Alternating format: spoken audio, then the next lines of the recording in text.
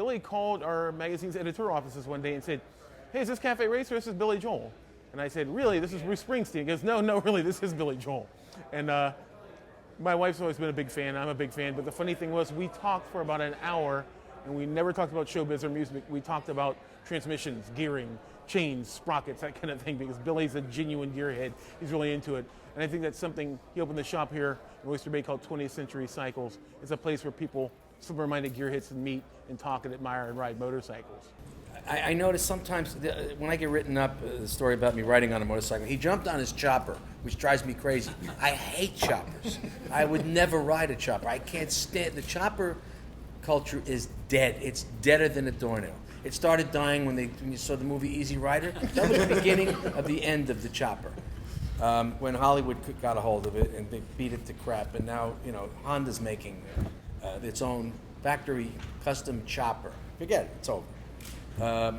The original hot bikes back in the day in Europe were called cafe racers. Kids wanted bikes that looked like they're racing, race winner hero bikes, like from Isle of Man or from Grand Prix bikes, and they would take fairly inexpensive stock bikes and try to get a lower handlebar on it. They would try to make it look more like a racing bike. And those ended up being cafe racers. In the States, we had bigger motorcycles. So the way to make those faster was to knock parts off of them. They called them bobbers. This is before choppers became a look. You would chop parts off, you would bob parts. They made the bikes go faster. They could climb hills on them. And they started to look like hot rods. That's the difference between the American hot bike and the European hot bike.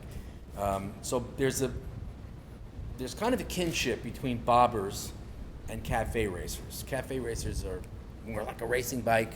The seating position is more like a racing bike. Bobbers more of a street bike that's been souped up.